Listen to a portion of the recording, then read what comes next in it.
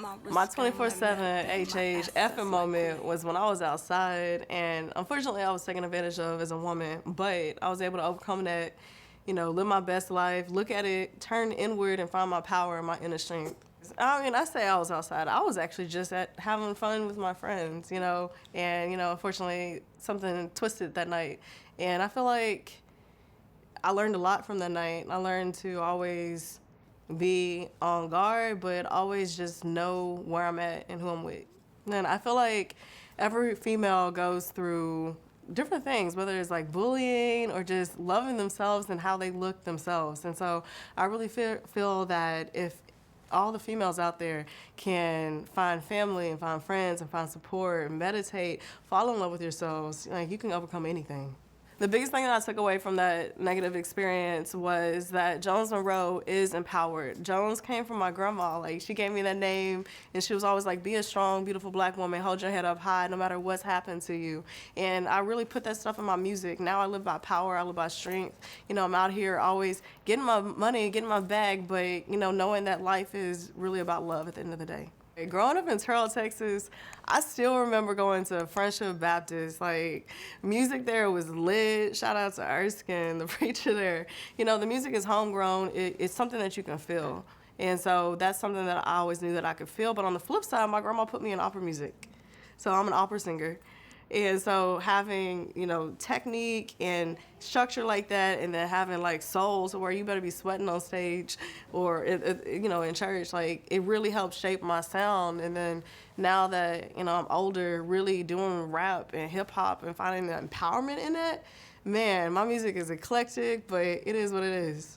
For me as an artist, I feel like it's so important that I can express myself and have versatility so you can really express all the different layers of emotion out to the people. At the end of the day, all fans want to do is they want to feel, whether they turning up or, they crying about their ex. And so being able to do all these different genres of music, I'm able to really infuse that into the people that I'm able to touch.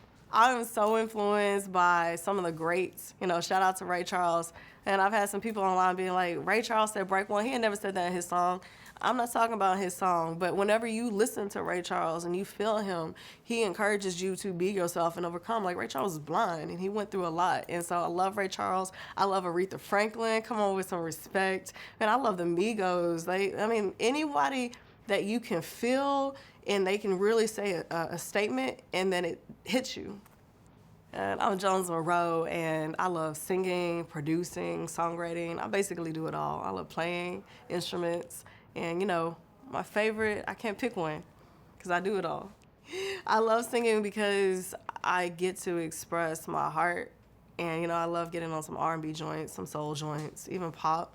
But speaking of pop, that's why I love writing. I love writing pop music. I love writing country music, especially being from East Texas and Terrell. I love production. My new single, I'm actually sampling Ray Charles, What I Say. Shout out to, again, Ray Charles. But I love songwriting. I love producing. I love being in the lab. Songwriting is fun. They all tied. And I have a funny thing that I do to prepare, like, to do music. I actually take a bath.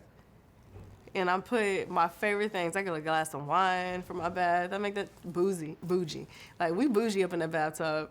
And I relax, I calm down, and I think. And normally, I don't really go to the studio unless I'm feeling something overwhelmed that I can't even express what it is. Like, that's how I know, like, a good, amazing song's gonna come out, a hit.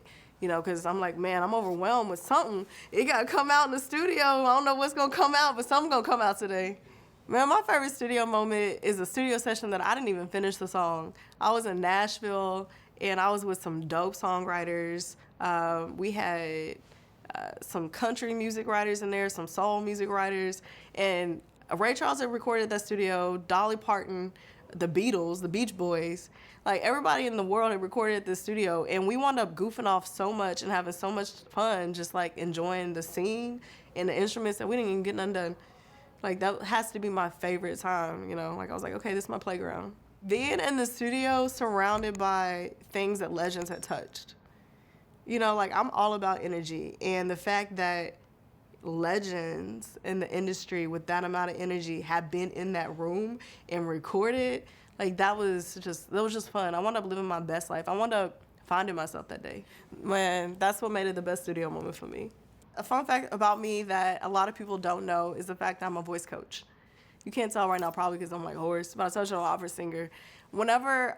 People keep wondering what happened between opera and rap. I was singing opera music. My grandmother got sick. I came back, flew back into town, quit singing opera music, and just started taking care of her. And then what I started doing is I started voice coaching for a Disney company affiliate. And so I've gotten a chance to coach like Kids Bop, Aquapop, so many young Disney acts and stars I've actually had the chance to work with and develop and cultivate their talents and dreams. And I think that is so beautiful now that I get to say it's my turn. You know, like I get to focus on myself now. And I think it's been a beautiful journey and really cool to see this side of the industry. People maybe don't know. Somebody, you know, I don't even know if you want to cut this part out, but I was looking at some comment. They're like, you an industry plant. I'm not an industry plant.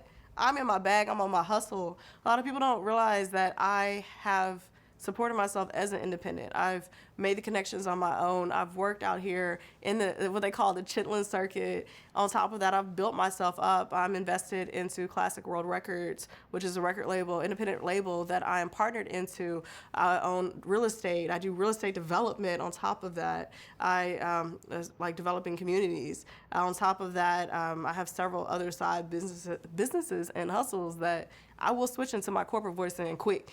Like, but on the flip side of that, you know, right now the music industry is the forefront and focus of it all. And last advice, if again, back to artists out there watching this, get in your bag, do any and everything that it takes, and do things that you're good at. I'm good at making money, so. What's up? It's your girl Jones Monroe, and you checking out 24/7 HH.